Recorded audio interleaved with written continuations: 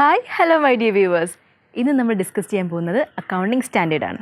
Fourth semester എംകോമിൻ്റെ exam time table base ചെയ്തിട്ടാണ് നമ്മൾ വീഡിയോസ് ഇപ്പോൾ അപ്ലോഡ് ചെയ്തുകൊണ്ടിരിക്കുന്നത്. ഒരു ചെറിയ ആശ്വാസത്തിന് വേണ്ടിയിട്ടാണ് ഞാൻ അക്കൗണ്ടിങ് സ്റ്റാൻഡേർഡ്സ് അപ്ലോഡ് ചെയ്യുന്നത്. റിസ്ക് മാനേജ്മെൻറ്റ് ആൻഡ് ഡെറിവേറ്റീവ്സിൻ്റെ എക്സാം കഴിയുന്നത് വരെ അതായിരിക്കും നമ്മൾ ഇനി നോക്കാൻ പോകുന്നത്. അപ്പോൾ നമ്മൾ ഇന്ന് ഡിസ്കസ് ചെയ്യാൻ പോകുന്നത് അക്കൗണ്ടിങ് സ്റ്റാൻഡേർഡ്സിൻ്റെ തേർഡ് മൊഡ്യൂളാണ്. തേർഡ് മൊഡ്യൂളിൻ്റെ ഫസ്റ്റ് പാർട്ടാണ് നോക്കാൻ പോകുന്നത്. Accounting standard 10 property plan and equipment revised. So വീഡിയോയിലേക്ക് പോവാം.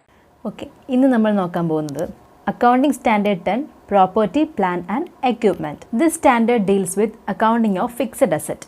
Accounting Standard 6 Accounting for depreciation stands withdrawn and such matters related to depreciation is included in Accounting Standard 10 by the Council of the Institute of Chartered Accountants of India, that is ICAI. So Accounting Standard 6 Accounting for depreciation withdraw ചെയ്തുകൊണ്ട് അതുമായിട്ട് ബന്ധപ്പെട്ട matters എല്ലാം ഉൾപ്പെടുത്തിക്കൊണ്ടാണ് എന്ത് ചെയ്തിരിക്കുന്നത് accounting standard 10 property plan and equipment revised form ചെയ്തിരിക്കുന്നത്. Property plan and equipments are tangible assets. These assets help in the production or supply of goods and services. Objective നോക്കാം. To prescribe the accounting treatment for property plan and equipment. Property plan and equipmentൻ്റെ accounting treatment prescribe ചെയ്യുക എന്നുള്ളതാണ് ഈ accounting സ്റ്റാൻഡേർഡിൻ്റെ main objective എന്ന് പറയുന്നത്. So next, scope. This standard should be applied in accordance for property plan and equipment except when another accounting standard requires or permits a different accounting treatments. So ഇതിൻ്റെ scope എന്ന് പറയുന്നത് accounting for property plan and എക്യുപ്മെൻറ്റ്സിലാണ് ഈ standard apply ചെയ്യുന്നത്.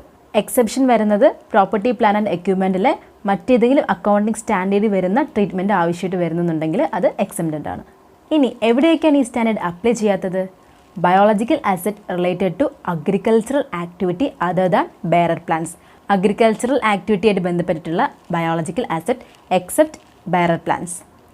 Then wasting assets including mineral rights, expenditure on the exploration for and extraction of minerals, oil, natural gas and similar non-regenerative resources. ഇനി എവിടേക്കാണ് ഈ standard apply ചെയ്യാത്തത്? Biological asset related to agricultural activity other than bearer plants. Agricultural ആക്ടിവിറ്റിയുമായിട്ട് ബന്ധപ്പെട്ടിട്ടുള്ള biological assets എന്ത് വരില്ല? Bearer plants വരില്ല. Then wasting assets എന്തൊക്കെയാണ് അതിൻ്റെ അകത്ത് വരുന്നത്? Including mineral rights, expenditure on the exploration for and extraction of minerals. മിനറൽസിൻ്റെ എക്സ്പ്ലറേഷനും എക്സ്ട്രാക്ഷനുമുള്ള എക്സ്പെൻഡിച്ചർ. ദെൻ അതുപോലെ തന്നെ oil, natural gas and similar non regenerative resources. ഈ രണ്ട് കാര്യങ്ങളിലും ഈ സ്റ്റാൻഡേർഡ് അപ്ലൈ ചെയ്യത്തില്ല. However, this standard applies to property plan and equipments usually to develop or maintain the assets described in A and B above. So നമ്മളിപ്പോൾ പറഞ്ഞ രണ്ട് കാര്യത്തിൻ്റെയും ഡെവലപ്മെൻറ്റിനോ അല്ലെങ്കിൽ മെയിൻ്റനൻസിനോ ആണെന്നുണ്ടെങ്കിൽ ഈ സ്റ്റാൻഡേർഡ് അപ്ലൈ ചെയ്യും. ഇനി ഇതിനുള്ളിൽ വരുന്ന കുറച്ച് ഇമ്പോർട്ടൻറ്റ് ടേംസ് നോക്കാം. First one, carrying amount. It is the amount at which an asset is recognised after deducting any accumulated depreciation and accumulated impairment loss. So carrying amount എന്ന് പറയുന്നത് the amount at which an asset is recognised എപ്പോഴും after deducting accumulated depreciation and accumulated impairment losses. So what is impairment losses? It is the amount by which the carrying amount of an asset exceeds is recoverable amount. Carrying amount recoverable എമൗണ്ടിനെക്കാട്ടിലും കൂടുമ്പോൾ. Okay, then what is recoverable amount? It is the higher of an asset's net selling price and its value in use. ഇനി നമുക്ക് recognition നോക്കാം. The cost of an item of property, plant and equipment should be recognized as an asset if and only if, first condition, it is probable that future economic benefit associated with the item will flow to the enterprise. Future economic benefit enterpriseലേക്ക് എന്ത് ചെയ്യുന്നു? Flow ചെയ്യുന്നുണ്ടെങ്കിൽ. Or the cost of the item can be measured reliably. അതായത് cost accurate ആയിട്ട് measure ചെയ്യാൻ പറ്റുന്നുണ്ടെങ്കിൽ. Items such as spare parts, standby equipments and servicing equipments are recognized in accordance with this standard when they meet the definition of property, plant and equipment. Spare parts, standby equipments, servicing equipments ഒക്കെ ഈ ഒരു standard ഡെഫിനേഷനുള്ളിൽ വരുന്നുണ്ടെങ്കിൽ അതിനെ നമ്മൾ എന്ത് ചെയ്യും? അതിൻ്റെ കോസ്റ്റും റെക്കഗ്നൈസ് ചെയ്യും. And enterprise evaluates under this recognition principle all it's cost own property, plan and equipment at the time they are incurred. Okay, so measurement at recognition. An item of property, plant and equipment that qualifies for recognition as an asset should be measured at its cost. So property, plan and എക്യുപ്മെൻറ്റിൽ ഒരു item റെക്കഗ്നേഷന് qualify ചെയ്യുന്നുണ്ടെങ്കിൽ എന്താണ്? ആ ഐറ്റത്തിൻ്റെ cost measure ചെയ്തിരിക്കണം. അപ്പോൾ എന്തൊക്കെയാണ് കോസ്റ്റിനുള്ളിൽ വരുന്നത്? The cost of an item of property, plan and equipment comprises first one, its purchase price including import duties. Purchase price എന്തൊക്കെ വരും അതിനകത്ത്? Including import duties and non refundable purchase taxes after deducting trade discounts and rebates. Then any cost directly attributable to bringing the asset to the location and condition necessary for it to be capable of operating in the manner intended by the management. So management ഉദ്ദേശിച്ച രീതിയിൽ operate ചെയ്യാൻ പാകത്തിലുള്ള അസറ്റ്സിനെ അതിന് ആവശ്യമായിട്ടുള്ള അല്ലെങ്കിൽ അനിവാര്യമായിട്ടുള്ള സ്ഥലത്ത് അല്ലെങ്കിൽ ഒരു കണ്ടീഷനിലേക്ക് എത്തിക്കുന്നതിന് വേണ്ടി വരുന്ന എസ്റ്റിമേറ്റഡ് കോസ്റ്റാണ് ഈ പോയിന്റിനുള്ളിൽ പറയുന്നത്. Then the initial estimate of the cost of dismantling, removing the item and restoring the site on which it is located, the obligation for which an enterprise incurs either when the item is acquired or as a consequence of having used the item during a particular period for purposes other than to produce inventories during that period. എന്തെങ്കിലും പൊളിച്ചു മാറ്റാനോ അല്ലെങ്കിൽ ഏതെങ്കിലും ഒരു item നീക്കം ചെയ്യുന്നതിനോ അല്ലെങ്കിൽ അത് exist ചെയ്യുന്ന സൈറ്റ് പുനഃസ്ഥാപിക്കുന്നതിനോ ആവശ്യമായ എസ്റ്റിമേറ്റഡ് കോസ്റ്റ്. ഓക്കെ, അപ്പോൾ അതിൽ എൻ്റർപ്രൈസ് ഈ ഐറ്റം ഏറ്റെടുക്കുന്നുവെങ്കിൽ അല്ലെങ്കിൽ ഒരു പർട്ടിക്കുലർ പീരീഡിൽ ഇൻവെൻറ്ററീസ് പ്രൊഡ്യൂസ് ചെയ്യാൻ അല്ലാതെ മറ്റെന്തെങ്കിലും ആവശ്യത്തിന് ഈ ഐറ്റം യൂസ് ചെയ്യുന്നെങ്കിൽ അതിൻ്റെ ഇനിഷ്യൽ എസ്റ്റിമേറ്റ് കോസ്റ്റും എന്തിനുള്ളിൽ വരും? പ്രോപ്പർട്ടി പ്ലാൻ ആൻഡ് എക്യുപ്മെൻറ്റിൻ്റെ ഐറ്റത്തിനുള്ളിൽ വരും. Then recognition of cost in the carrying amount of an item of property, plant and equipment ceases when the item is in the location and condition necessary for it to be capable of operating in the manner intended by management. So cost in the carrying amount of an item of property, plant and equipment ceases എപ്പോഴാണ്? when the item is in the location and condition necessary for it to be capable of operating in the manner intended by the management. Management താല്പര്യപ്രകാരം ഒരു asset അത് വേണ്ട location അല്ലെങ്കിൽ കണ്ടീഷനിലാണ് എന്നുണ്ടെങ്കിൽ. Okay, therefore cost incurred in using or deploying an item are not included in the carrying amount of that item. Then some operations occur in connection with the construction or development of an item of property, plant and equipment, but are not necessary to bring the item to the location and condition necessary for it to be capable of operating in the manner intended by the management. These incidental operations may occur before or during the construction or development activities.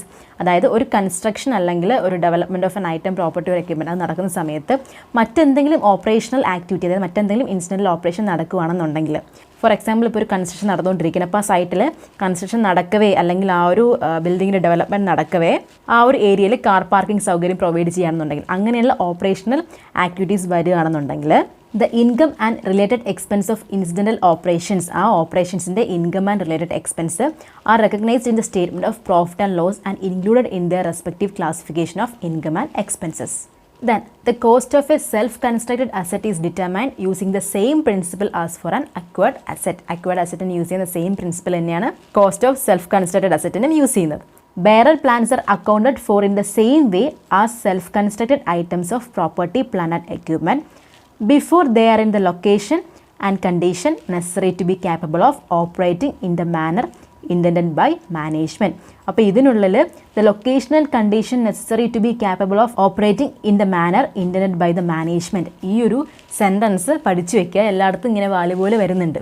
വേറെ ഒന്നുമല്ല, management ഉദ്ദേശിക്കുന്ന ആ ഒരു രീതിയിൽ operate ചെയ്യാൻ പാകത്തിനുള്ള location അല്ലെങ്കിൽ കണ്ടീഷനിൽ ഒരു അസറ്റ് അല്ലെങ്കിൽ ഒരു പ്രോപ്പർട്ടിയെ കൊണ്ടുവരിക എന്നാണ് ഉദ്ദേശിക്കുന്നത്. Next, measurement of cost. The cost of an item of property, plant and equipment is the cash price equivalent at the recognition date. Recognition dateൽ equivalent ആയിട്ടുള്ള ക്യാഷ് പ്രൈസ് ആണ് പ്രോപ്പർട്ടി, പ്ലാൻ ആൻഡ് എക്യുപ്മെൻറ്റിൻ്റെ കോസ്റ്റ് എന്ന് പറയുന്നത്. Okay, if the payment is deferred beyond normal credit terms, payment എന്ന് പറയുന്നത് beyond normal credit terms ആണെന്നുണ്ടെങ്കിൽ the difference between the cash price equivalent and the total payment is recognised as എങ്ങനെയാണ്?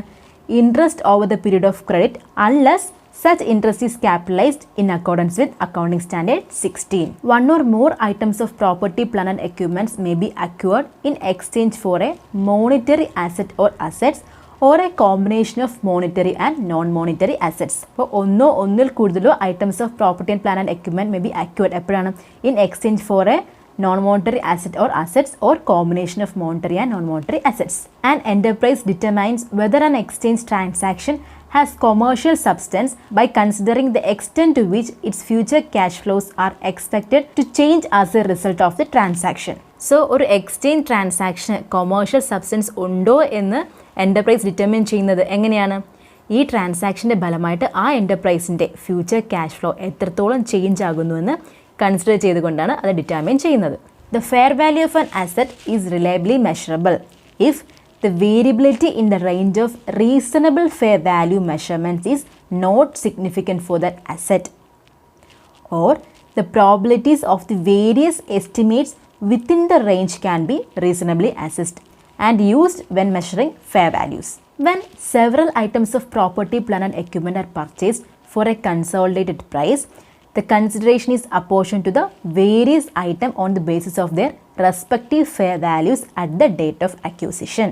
So property, plant and equipment ഉള്ളിൽ several items purchase ചെയ്യാന്നുണ്ടെങ്കിൽ for a consolidated price, അങ്ങനെയാണെങ്കിൽ the consideration is apportioned to the various item എങ്ങനെയാണ് on the basis of their respective fair values at the date of acquisition.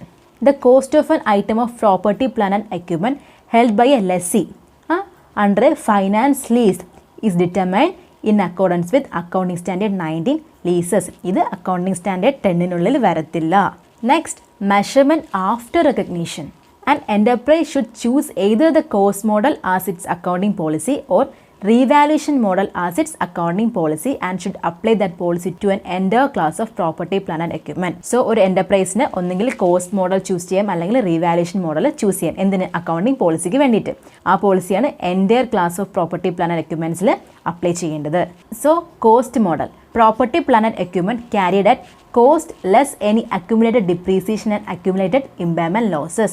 So accumulated depreciationും any accumulated impairment lossesും minus ചെയ്തിട്ട് വരുന്ന cost, അതാണ് cost model. അങ്ങനെയാണ് നമ്മൾ cost കണക്കാക്കുന്നത്. Then revaluation model, property, plant and equipment carried at a revalued amount whose fair value can be measured reliably.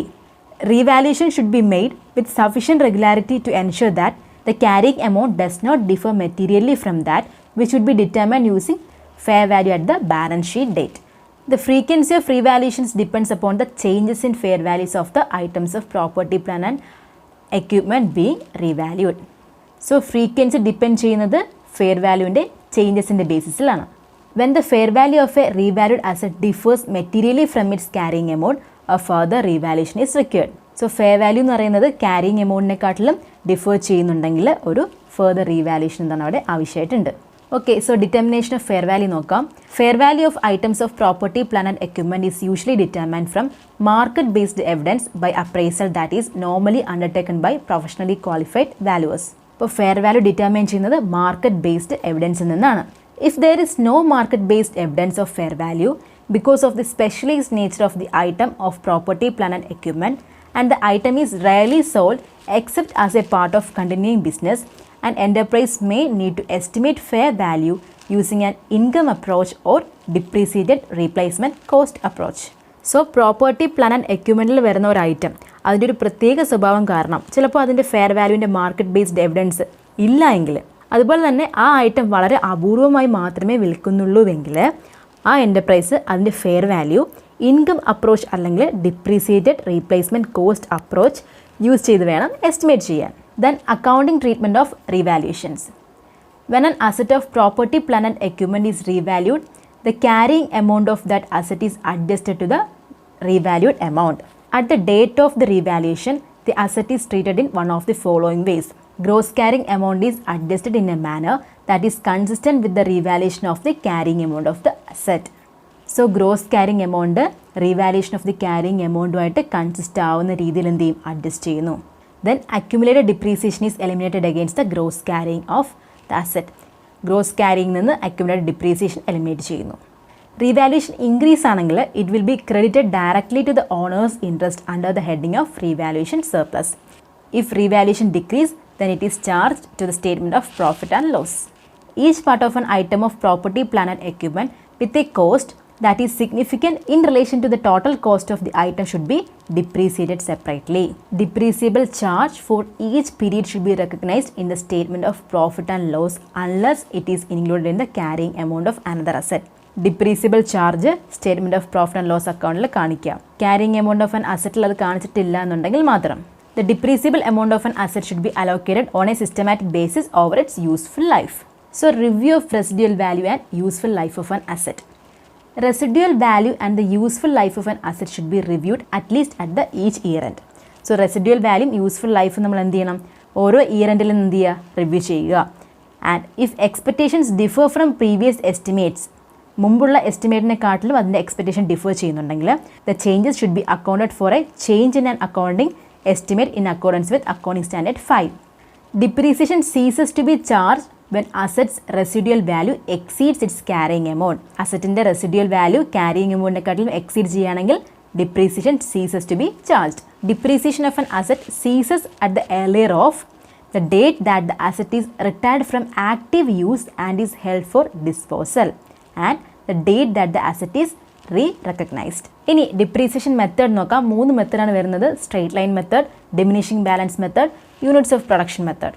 Straight line method എന്ന് പറയുമ്പോൾ it results in a constant charge over the useful life if the residual value of the asset does not change. ഇതൊരു constant ചാർജിലാണ് treat ചെയ്യുന്നത്. Okay, then diminishing balance method results in decreasing charge over the useful life. ഇവിടെ decreasing charge ആണ് വരുന്നത്. Then units of production method which results in a change based on the experience user output. ഇനി നോക്കാൻ പോകുന്നത് disclosures ആണ്. ഇത് 3 ഉണ്ട്. General disclosures, additional disclosures, disclosures related to revalued asset. ആദ്യം ജനറൽ ഡിസ്ക്ലോഷർ നോക്കാം. The financial statement should disclose for each class of property, plant and equipment. എന്തൊക്കെയാണ് disclose ചെയ്യാനുള്ളത്? The measurement bases used for determining the gross carrying amount. Measurement bases എന്ന് പറയുമ്പോൾ cost model ആവാം, അല്ലെങ്കിൽ revaluation model ആവാം. അതുപോലെ തന്നെ ഡിപ്രീസിയേഷൻ മെത്തേഡ് ഏതാണ് യൂസ് ചെയ്തിട്ടുള്ളതെന്ന് ഡിസ്ക്ലോസ് ചെയ്യുക. And the useful life or the depreciation rate used, അതും ഡിസ്ക്ലോസ് ചെയ്യുക. ഇത്രയും കാര്യങ്ങളാണ് ജനറൽ ഡിസ്ക്ലോഷറിനുള്ളിൽ വരുന്നത്. ഇനി എന്തൊക്കെയാണ് അഡീഷണൽ ഡിസ്ക്ലോഷറിൽ വരുന്നത് നോക്കാം. The financial statement should also disclose the existence and amounts of restrictions on title and property, plant and equipment pledged as security for liabilities, the amount of expenditure recognized in the carrying amount of an item of property, plant and equipment in the course of its construction. Then the amount of assets retired from active use and held for disposal. Next one, the amount of contractual commitments for the acquisition of property, plant and equipment. If amount of contractual commitments is not disclosed separately on the face of the statement of profit and loss, amount of contractual commitments separate ആയിട്ട് disclose ചെയ്തിട്ടില്ലെങ്കിൽ the amount of compensation from third parties for the items of property, plant and equipment that were impaired, lost or given up that is included in the statement of profit and loss. Okay, so ഇത്രയും കാര്യങ്ങളാണ് additional ഡിസ്ക്ലോഷറിനുള്ളിൽ include ചെയ്യുന്നത്. Then disclosure related to revalued assets. If the items of property, plant and equipment are stated at revalued amounts, revalued amount ലാണ് state ചെയ്യുന്നതെങ്കിൽ following should also be disclosed. The effective date of the revaluation, revaluationൻ്റെ effective date, whether an independent valuer was involved, ഒരു independent valuer involved ആയിട്ടുണ്ടോ ഇല്ലയോ എന്ന് disclose ചെയ്യുക. The methods and significant assumptions applied in the estimating fair values of an item, the extent to which fair values of an item were determined directly by reference to observable price in an active market or recent market transaction on arm's length terms or were estimated using other valuation techniques. The revaluation surplus indicating the charge for the period, any restrictions on the distribution of the balance of the shareholders. So revaluation surplus ഇതിനുള്ളിൽ disclose ചെയ്യണം. So ഇത്രയും points ആണ് accounting standard 10 ഓർത്തിരിക്കേണ്ടത്. So ഈ video നിങ്ങൾക്ക് helpful ആയിട്ടുണ്ടെന്ന് കരുതുന്നു. ഈ വീഡിയോ നിങ്ങൾക്ക് ബെനിഫിഷ്യൽ ആയിട്ട് തോന്നിയിട്ടുണ്ടെങ്കിൽ please like, comment and share. Also make sure that you are a subscriber of my channel and press the bell icon to get notified. Thank U.